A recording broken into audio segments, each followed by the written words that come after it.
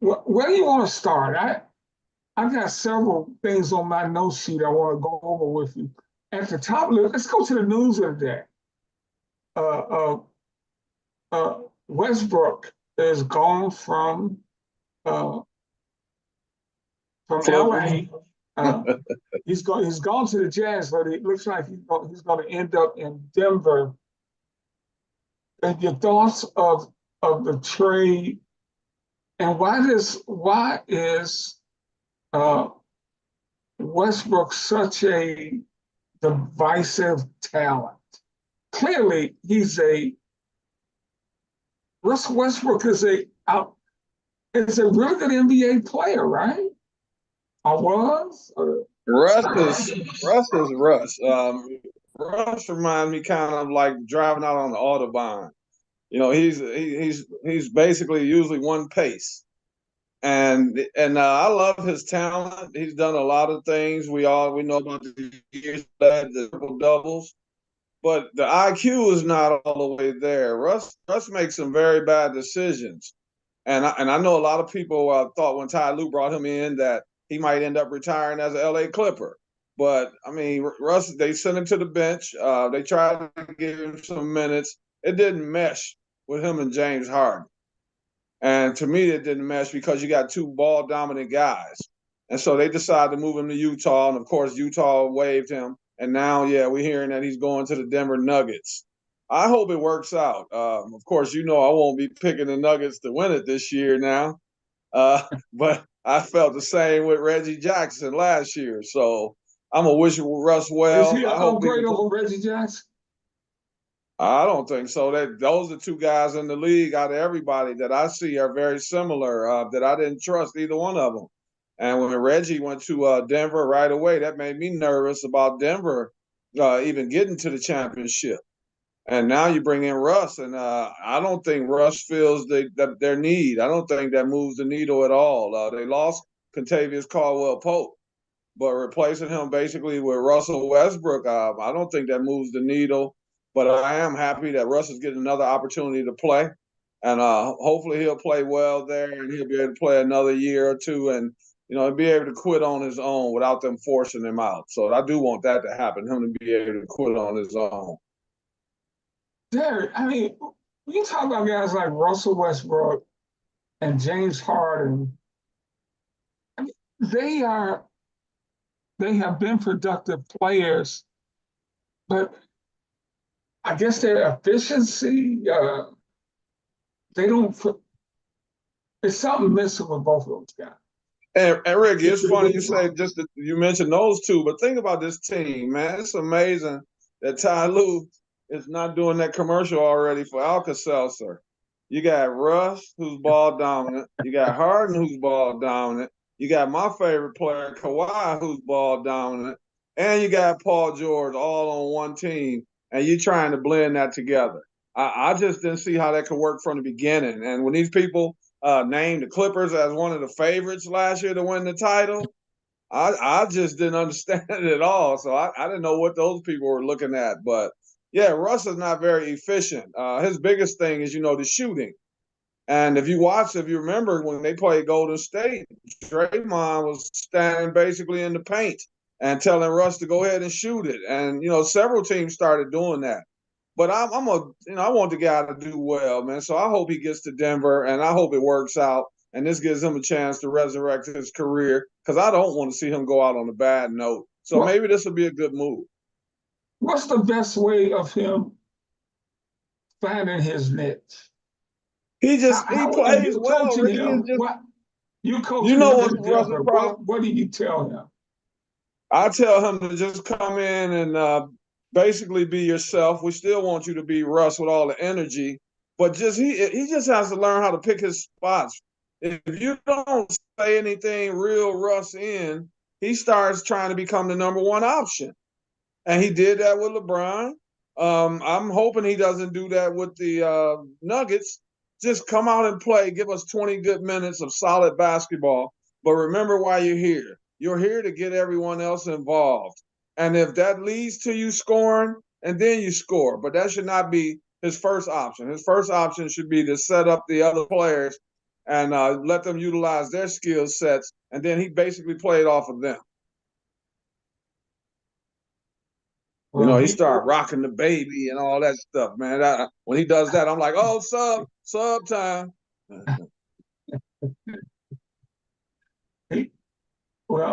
These rosters are coming together. That was the news today with Westbrook. Have you watched much summer league, and what do you take when you watch summer league games? There. Well, it's different for all the guys that are like first round, top 10, the lottery picks. I'll say those are guys that pretty much 99.8%, I'll say, they make the team. So for them, it's basically just filling out, getting used to the NBA, the pace of the game, how the referees call the game, things like that. But when you start talking about the second round, this is their livelihood. Every night matters. You can't have bad games unless you're Bronny James with the guaranteed contract. Other than that, you got to come out and perform every night. You got to show show them you're a team player. You kind of got to pull yourself back a little bit, Ricky, because you got some of these guys that are really good scorers. I could even prove one for the Lakers, Dalton Connect, who I think in a year or two is going to be a really, really good player. But right now, they're just interested to see if he can give them a good 15, maybe 20 minutes off the bench as a scorer. But he is not the first scorer. They have Anthony Davis. They have LeBron James. So for him, it's just coming in, finding your niche. And that's for most of the guys that are out of the lotto. Lotto, they want you to come in and be yourself, basically. Even the kid from Washington, who's the number 2 pick, Alex Sarr. The other night he played, he went 0 for 15.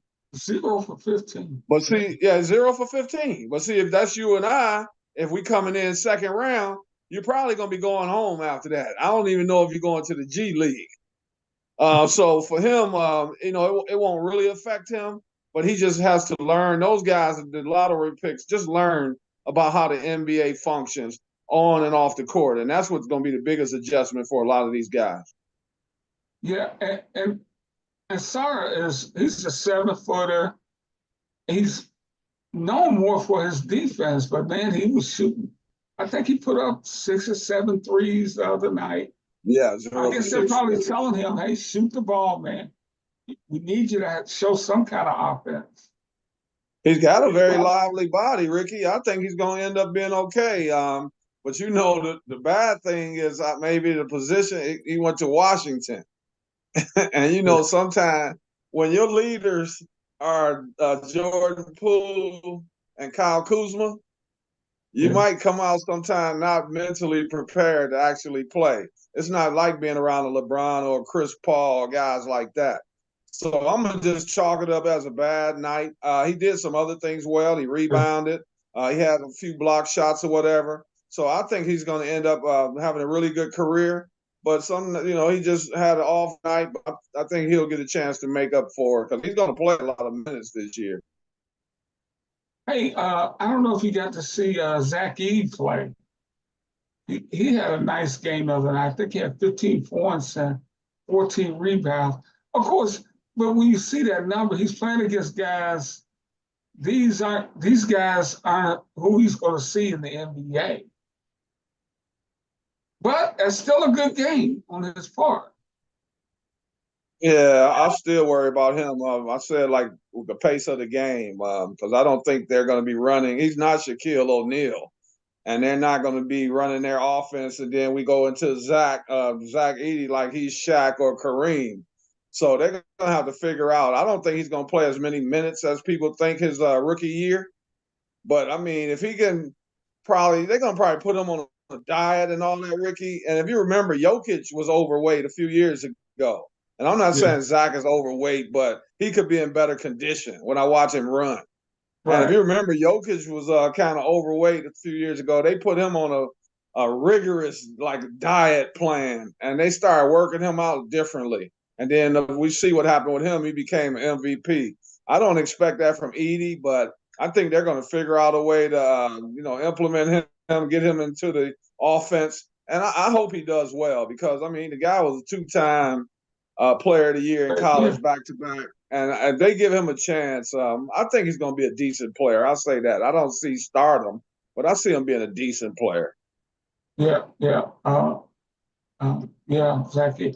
Hey, also some news today, and I don't know if Pat Williams drafted you to Philly or not. The former Yes, Philly Pat chief Williams. gentleman Pat Williams passed away today, Derek, 84 years old. Wow. I'm just fine. Wow. Yeah, Wow.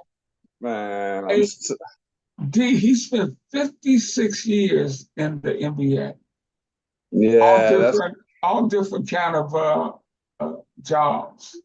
that is the man. I'm sending my prayers to Pat Williams' family. That is the guy who called me. He's the first guy I had NBA contact with when I came out of college. And Really? he's the one that, yeah, he's the one that personally called me and told me I would be coming into camp and I was being drafted by the Philadelphia 76ers. So yeah, I'm sad about that. I'm not trying not to get emotional on the air, but I want to send my condolences to Pat Williams' family. Talking about a great guy, Ricky. It's a Yeah, business, I met but Pat. Yeah. yeah, so it's a business, but you have some guys in there that they're good people, and they separate the business from what kind of character they have. And Pat Williams was a guy that had really high character, and then as you know, he went on to they moved him into the upper echelon over in Orlando, Yeah, and he became the vice president or whatever he was yeah. there. So he was my general manager. I'm sending my condolences to his family. And yeah, that's a sad day for me. Pat Williams, gone at 84, but a great man. Hey, D, what is that like to get a call from a team saying, "We just drafted you"? Do you remember Well, that? yeah, I remember. I'll tell you what it's like. You remember you ever did a cartwheel in your life? Never. I It's it's had like a you hole on in top. one. Is it anything like Yeah, that? well, okay, for you golf term, it's a hole. Okay, well, it's how rare a hole in one is. It's only something that some only happens one time. Getting a call from that general manager that you get ready to join that team only happens for a lot of people one time. So I was ecstatic Yeah, just I to know. actually be, because you talking to these people, Ricky, and then it's like you getting a call to right now. Calvin Pete calling you. Hey, Ricky, I want you to come out this weekend to my tournament, such and such. And what are you going to do? You're going to put everything aside. You and the wife going to be heading to Calvin Pete's tournament, and you're going to be on top of the world. That's how I felt when I got my call from the 76ers. Yeah, yeah. I get that. I get that. Once in a life, because you only get drafted once. It is You only truly, get drafted one time. it is truly a once in a lifetime thing. Let's just get caught up. You're watching As Good as It Gets with my great friend Derek Gervin. I'm Ricky Hampton. We're just going over some things here. Actually, a lot of stuff going on. We're going to get to the Olympic team in a minute, but I just want to go over some of this news that just in going over the show today. Uh, uh, man, I am really worried about Middleton in Milwaukee. Chris Yeah, Middleton has surgery on both both ankles, ankles. Woo. even though they say he should be ready by the start of the year. But Derek, he's only played in 88 games in the last 2 years. Now that's a huge amount of games. If you're my man in New Jersey, I I can't remember his name, but So for Sam, uh, who you talking? no, Sam Bowie? no, he went from Philly to New Jersey Oh, out of Ben Simmons. LSU. Ben Simmons. Ben Simmons, you almost forget it, who he's been gone so long, He's been you out know. so long, yeah. But they really need him to be healthy. They need Giannis to be healthy, Yeah. also. But ankle surgery, and he should be ready by the opening of the season. So that Wow. already puts him in a hole because they say he'll be ready by the opening of the season. That's gonna he's got to play himself in shape and all that kind of stuff. Ricky, that sounds like you know how they say all this stuff that you want Yeah, to hear, that the public wants to hear. right. And it's sad to hear that. And not only one ankle, but both ankles. Yeah, That's never good. We know Steph Curry came into the league and he had an ankle problem with one of his ankles. But when you're talking about this late in your career and you're having surgery on both ankles, man, that's scary. Middleton hasn't been the same. Like you said, last 2 or 3 years, actually. If you remember, Ricky, he got a call, him and Devin Booker. The USA needed help. And so those two were the last two to fly over. yeah, And at that time, Chris Middleton was playing at an all-star level. yeah. He has not regained that level since. I don't know if he played too many games that year, because you know that can happen, having some wear and tear on your body as well, not getting enough rest. But he hasn't been the same in 3 years now, and Milwaukee needs him at his best to contend for a title. Giannis, we know, didn't end the season doing well. He had an injury. And now you got Middleton, who they were expecting to be a 20-point scorer this year. And to me, that's what they call their big three: Giannis, Dame, and Middleton.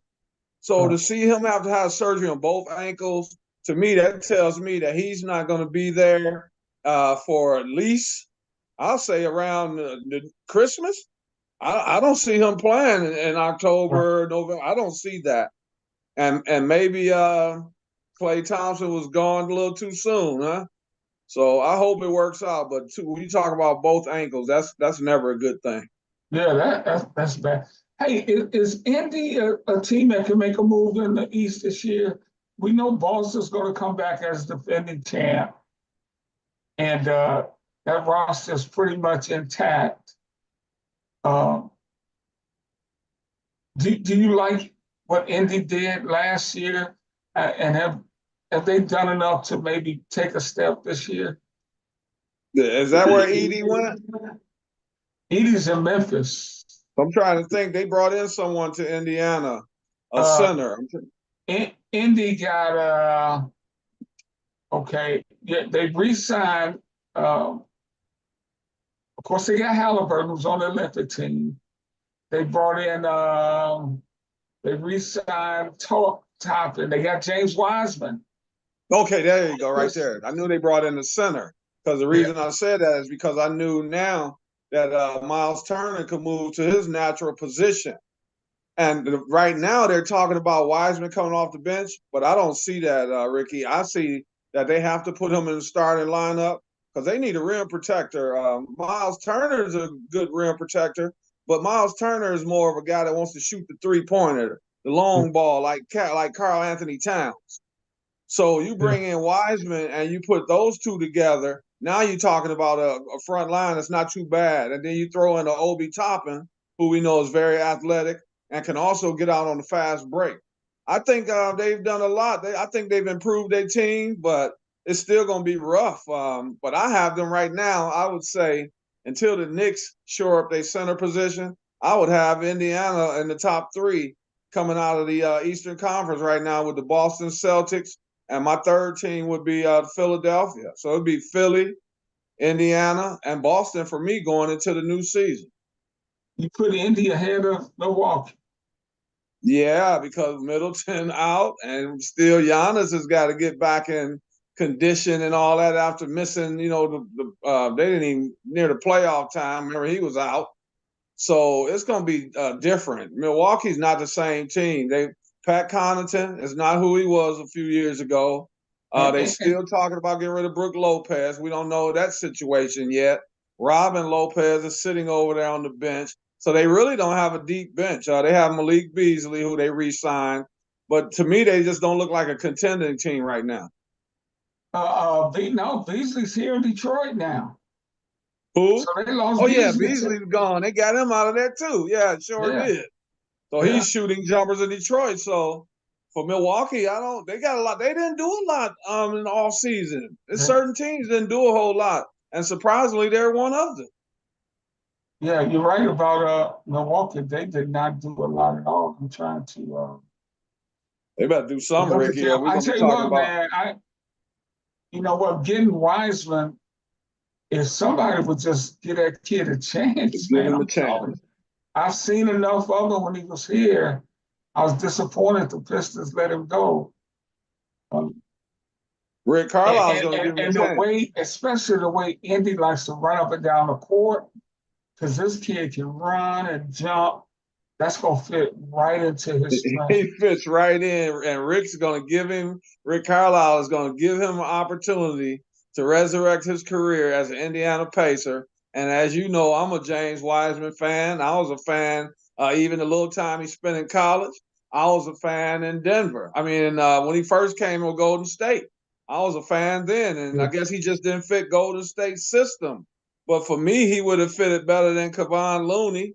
But they did win a championship or two, so I guess they made the right decision. But I think he fits in perfectly with the Indiana Pacers. So for me, they definitely took a step up.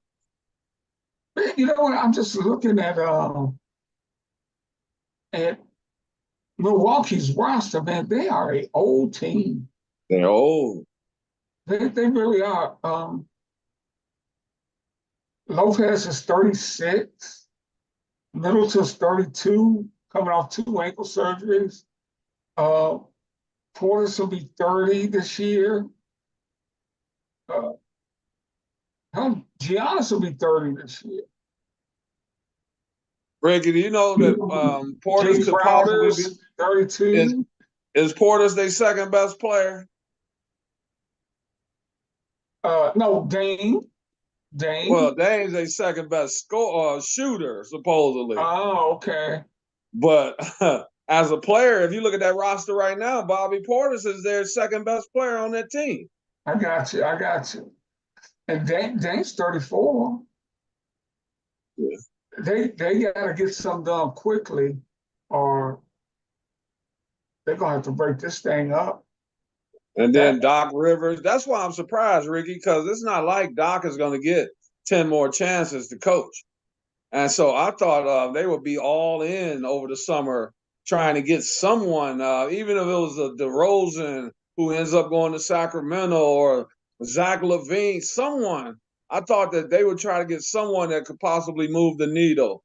And we all know when Giannis re-signed that big contract, he signed under the stipulation that they try to contend every year. And so to see what's going on in Milwaukee right now, I don't get it. Maybe they're trying to do like Philly now and they just trust in the process. But I certainly don't get it.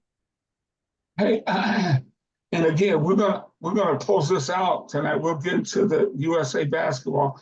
I still want to go over a couple of more stories here. You mentioned the Knicks earlier and their center position. Do you think losing Hartenstein to OKC is a big loss for them? Yeah, I think that's huge because now I remember Mitchell Robinson was in that starting spot at first. And then when he got injured, Hardenstein took over and Hardenstein continued to keep that spot because he played so well.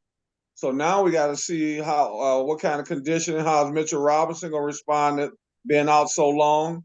And then if you look at it, after Mitchell Robinson, now you got guys you have to go to Jericho Sims and Precious Achua, who's really more of a power forward.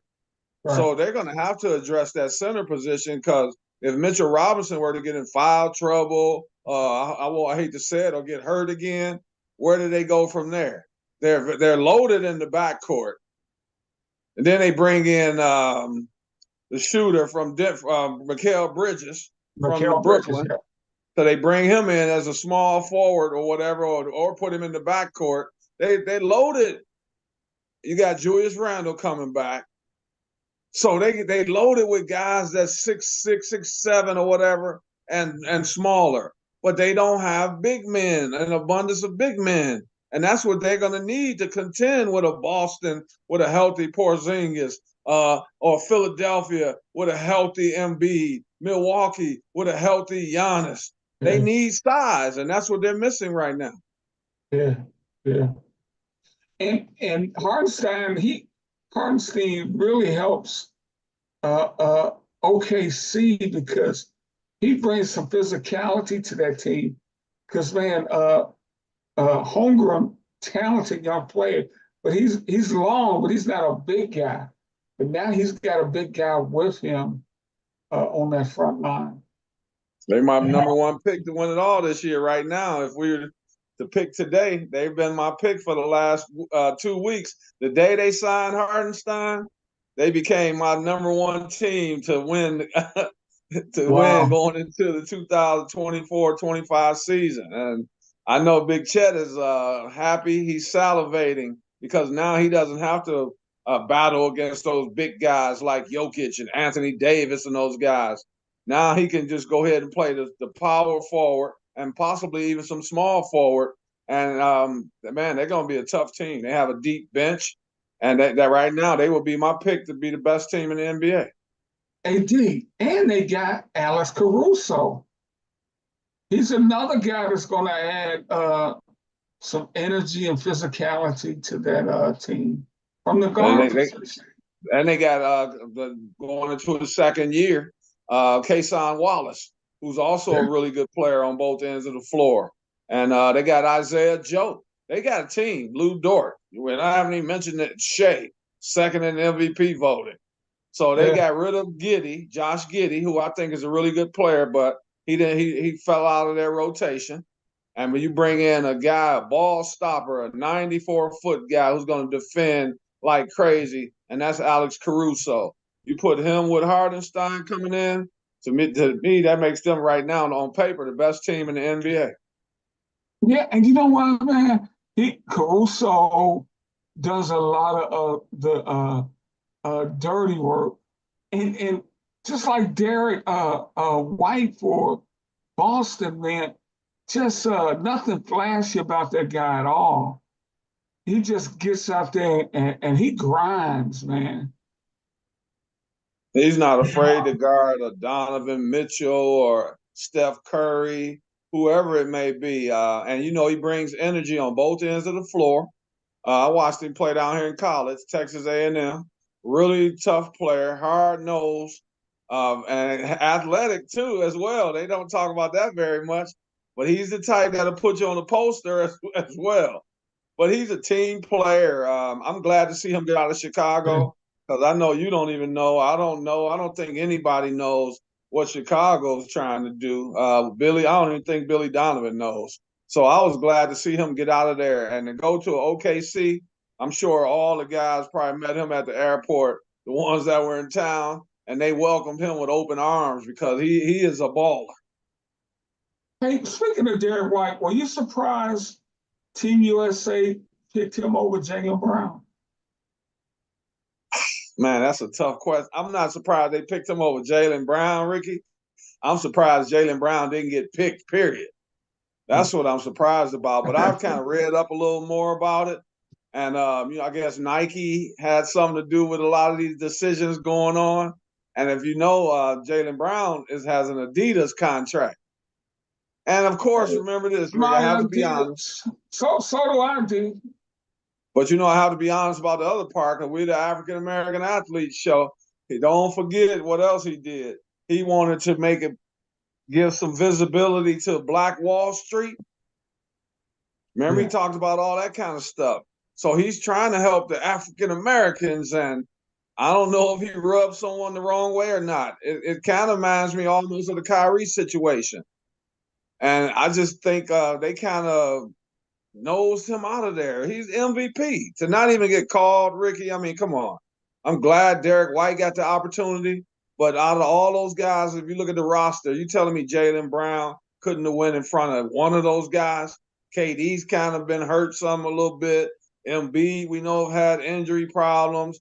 A lot of guys have had problems that's been going on. And so I just thought they could have found a way for him, considering he's the MVP.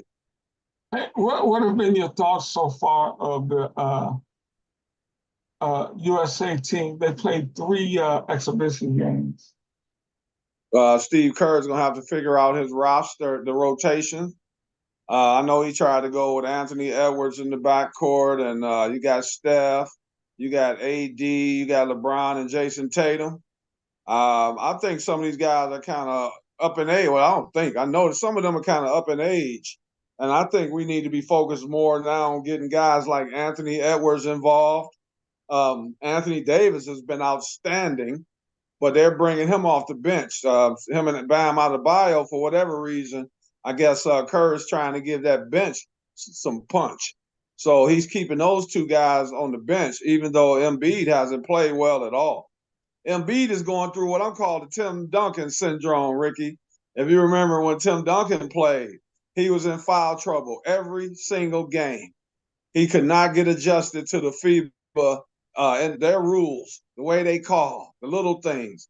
And I think Joel is going through that now more than anything else. So they just going to have to figure out this roster, who's going to play at what time of the games, because it's not going to be easy. I promise you. Germany's going to be there. France is not going to be easy. And, of course, you got Canada, who will be licking their lips, salivating for a chance to get a rematch, but in a game that matters, not an exhibition game. So you got to figure out that rotation and share the ball, guys. Hey, Jared, what you played overseas? What's the biggest transition in playing FIBA ball to American ball? Well, I can tell you a quick one. Here's one difference. And so think of this. You can knock, when a guy shoots the ball and the ball's in the cylinder, you can knock it off. In FIBA basketball, you can knock it off. In the NBA, that's goaltending, right? So think if you get the opportunity, Ricky, to knock off 3 shots, the Americans get a chance, and they're not going to do it because that's not what they're used to. So those are baskets you could prevent. On the other side, when we shoot the ball and any ball that's questionable and it's in the cylinder, the foreigners are going to knock it out. So just think if they do that to us 3 times and we have 3 opportunities to do it to them, but we don't, that's a possible 12-point turnaround right there. And maybe even more if that's a 3-pointer. Yeah, okay. So you look at 12, 13, 14 points. The physicality is not, they let you play a little more physical in Europe. The refs, I'm still confused because I played over there for about 10 years. And there's no consistency with the calls. It's a little dirtier, I'll say, over there. So we're going to have to keep our heads because if you remember Charles Barkley elbowing the guy. Yeah. Yeah, because it was just, he got tired of the guy doing little stuff and then the refs ignoring it. And so we're going to have to be level-headed. We're going to have to shake off some things and just go out and play. And remember, these referees are not NBA referees. We're not going to be Steve Javie and all these other guys refereeing. So when we get over there, we're the foreigners. Remember, they playing in Paris. We're the foreigners. And we have to remember that. Because a lot of things are not going to go our way. We cannot get frustrated. And that's where guys like Steph Curry come in. So I'm wishing the guys well, but it's definitely going to be some adjustments. I was actually just reading something about Davis. He's 13 of 24 in the so far in the 3 exhibition games from the floor. But I think Embiid, once they really get into it, I mean, just being out there, he's going to be a presence, right? Defensively, his problem is offensively, Ricky. He's what do they call it? They're calling it foul baiting now. You heard that term now, foul baiting? He's over there flopping and stuff, man. He's shooting the ball and falling on the floor. So the refs will call foul. So he's doing the Luka. And so we don't have time for that now. This is the Olympics, man. We need to be focused on playing the game. Let's not do the Hollywood stuff. He has to come out and play. But I'll tell you this, if he doesn't come out and play right away, they're going to have a quick leash on him, and Anthony Davis will be coming in the game. They're not going to wait on him to get in rhythm or any of that we don't have time. We have to move the ball. Everyone has to share the ball. So all these guys got to come out of their comfort zone, except for the role players like a Drew Holiday and Derek White. They already distribute the ball. Our biggest problem right now has been guys have been too ball dominant with all the dribbles and all that. That's Tatum, Edwards, Devin Booker, a few of those guys. They're going to have to come outside of themselves and start moving that ball more And if they do that, we're going to win gold without question. That's if they do that. Hey, Derek, were you surprised that Kawhi got pulled? The Clippers are saying that they didn't tell them to pull Kawhi. Yeah, yeah. After I heard the same thing you heard, yes. Didn't sound like it was a decision by Kawhi either. It sounded like that was an internal decision. Grant Hill and Steve Kerr and those guys, I guess they didn't like maybe the way Kawhi was looking. I didn't see any highlights of him playing or anything, but I did hear them say that he was playing pretty good and all that. I listened to Gilbert Arenas talk on his podcast, and he said some things that made sense of just the wording that they kept using when they referred to Kawhi. Because when they referred to other players, they was like, oh, yeah, they look great. They're doing this and they're doing that. But they were like treading on water, making sure they were didn't say the wrong things when they were talking about Kawhi. So I think that they didn't think he was moving as well as he should have been. And for me, Ricky, him being my favorite player, I honestly wish that he would take off a year and get healthy and then come back to play. So maybe they saw the same thing I see, that he's not up to par yet. Yeah. Speaking of Kawhi, he said he was not surprised that Paul George left. I know he wasn't surprised. They offered him 2 years, $60 million, $30 million a year. And he wanted the same thing or a million more. It was like he wanted 54 million a year, and they offered him a 2-year deal for 60 million. And then you see what happens. He ends up leaving, goes to Philadelphia, and he gets exactly what he wanted. He got a 4-year deal, which is what he wanted, and he got exactly the money that he wanted, 54 million a year, $216 million for 4 years. Is he an upgrade over Tobias? Say that again. Is he an Is he upgrade an over upgrade Tobias? over Tobias Harris? It's hard to tell because Tobias plays small forward, and I think they're going to use Paul at the 2 guard. But yes, of course, he's a better player than Tobias. But as you know, that doesn't make him a better fit for the team. Right. Yeah. So PG has a habit of over dribbling and all that sometimes as well. So I'm not going to say it's an upgrade. I have to see what it looks like when they're actually on the floor. But Tobias is going to be hard to replace, Ricky, wherever he goes. And I'm happy where he's at now. He's back at home for my hometown. And he's the guy. Tobias doesn't get the credit he deserves. All people focus on is the money that he signed for. But that just means he had a great agent.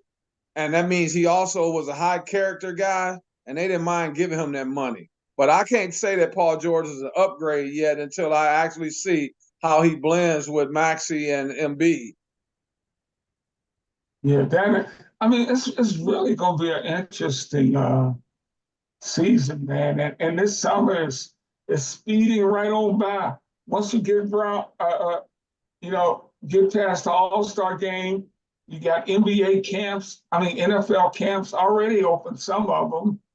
So before you know it, guys will be showing up for training camp for the NBA. So it's going to be fun. The Olympics are going to be fun. And we just got a couple more minutes left. Let's talk about the WNBA. And all everybody is talking about has been Caitlin Clark's play this year. And she's had a good rookie season. Like all rookies do, she's had her ups and downs. But the person they really ought to be talking about in my book, who should be the hands down MVP, is A'ja Wilson. She's the best player in the WNBA today. I talked about A'ja last night on a different show, and I have her. To me, it's a unanimous MVP right now. But the only thing that can stop her from being unanimous is, they hit kind of a dry spell. They lost a few games in a row, and they've been a lot better since Chelsea Gray came back from her injury. But they've struggled. I think now they're 16-8 or 17-8, something like that. But yeah, A'ja is for me right now is the definite MVP.